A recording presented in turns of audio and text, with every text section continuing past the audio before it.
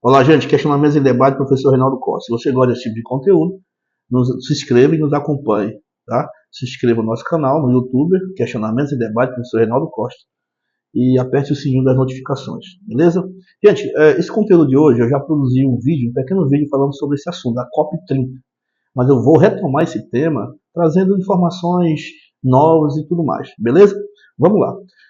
Sobre a COP, o que significa COP? COP significa Conferência das Partes. COP, C-O-P, Conferência das Partes.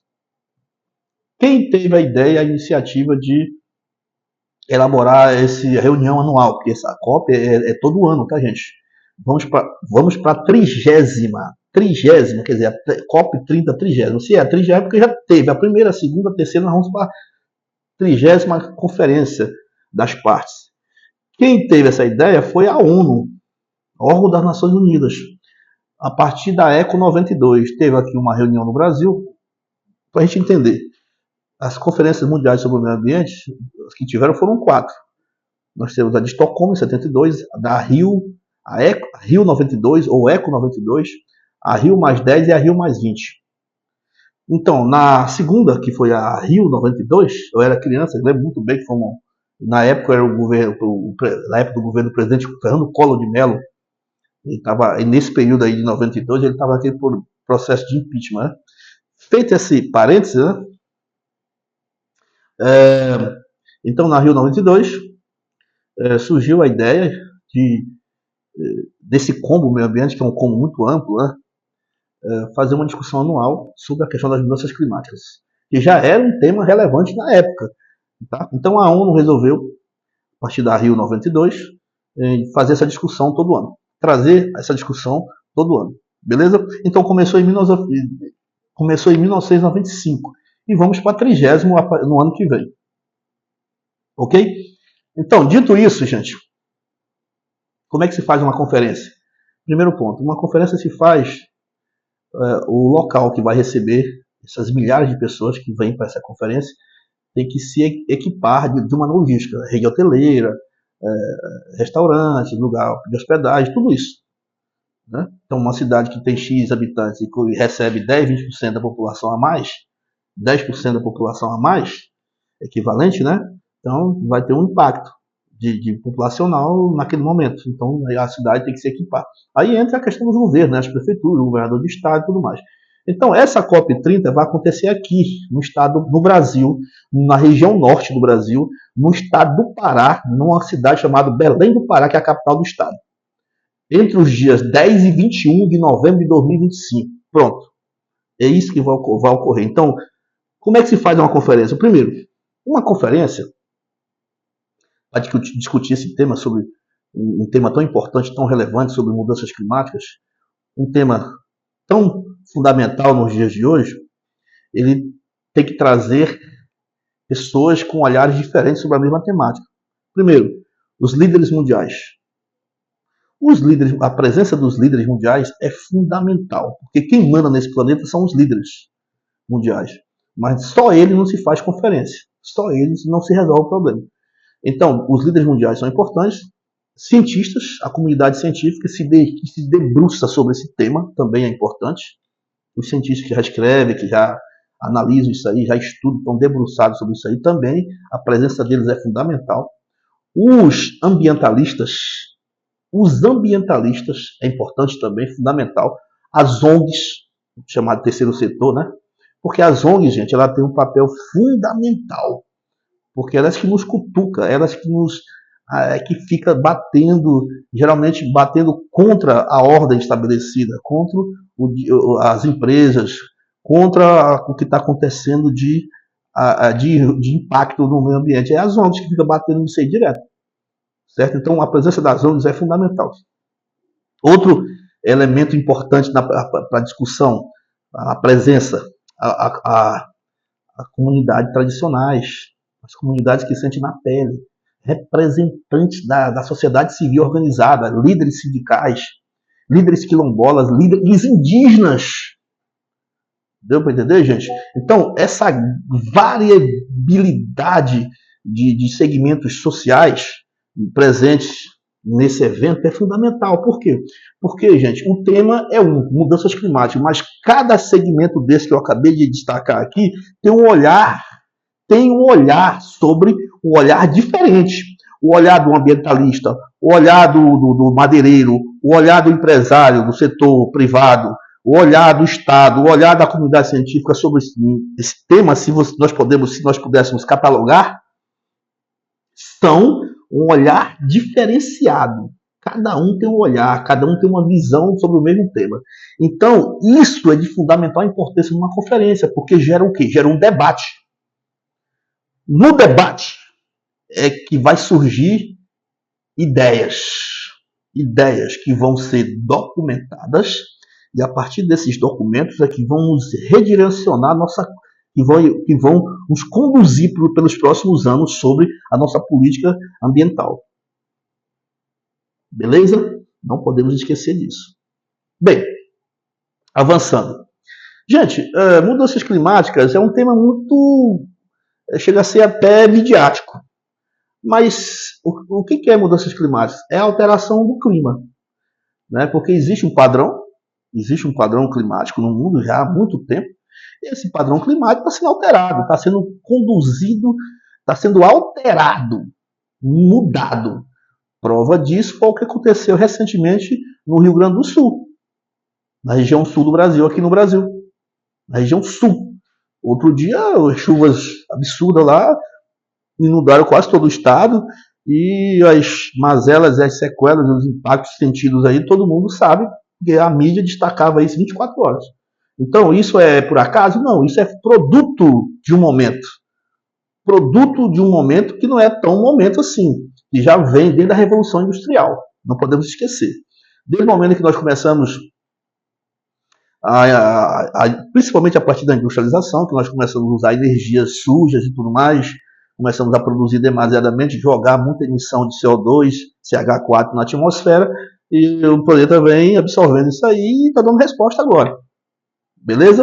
Então nós não podemos esquecer disso. Gente, outra coisa.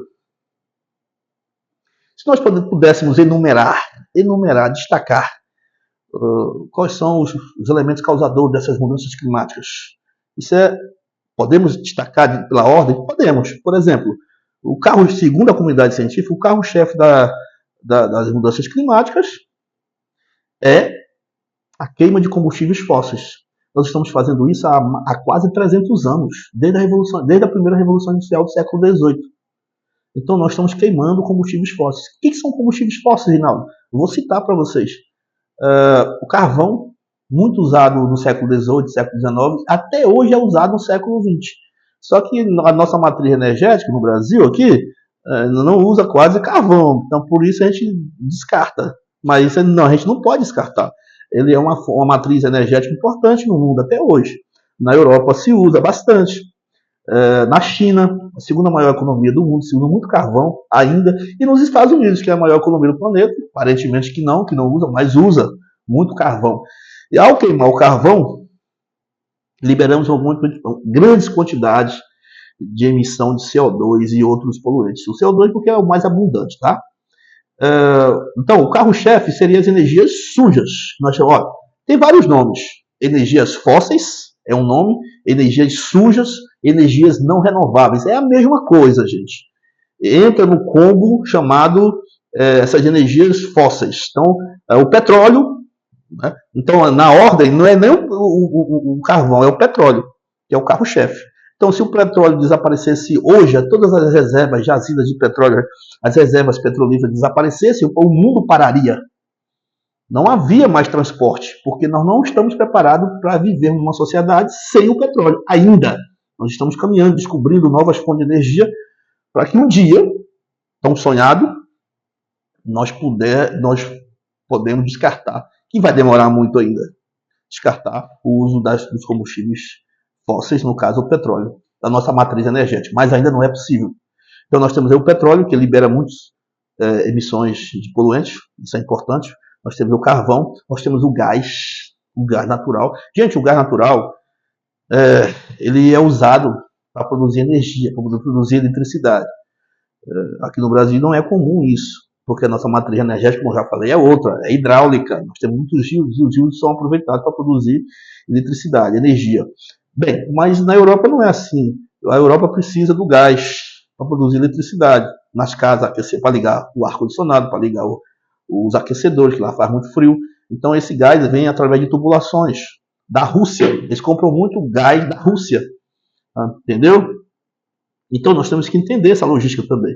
E ao usar o gás, libera também muito poluente. Então, resumindo, durante 300 anos nós estamos fazendo esse processo de queima de combustíveis fósseis e o planeta está dando resposta. É muito acúmulo de poluentes. Então esse acúmulo de poluentes causa o quê? Uma alta concentração de gases, principalmente o CO2, que cria uma barreira. Cria uma barreira e o calor não se dissipa, ele continua aqui. Tanto é que foi catalogado que nas últimas décadas o planeta está aumentando a temperatura. Por que aumenta a temperatura? Porque está chegando mais próximo do Sol e tal. Não tem nada a ver com isso. A questão é orgânica, a questão é interna, aqui no nosso planeta. Muita concentração de poluentes, o calor não se dissipa, chamado efeito estufa. O efeito estufa é necessário para a sobrevivência do planeta, mas nós estamos alterando esse efeito estufa.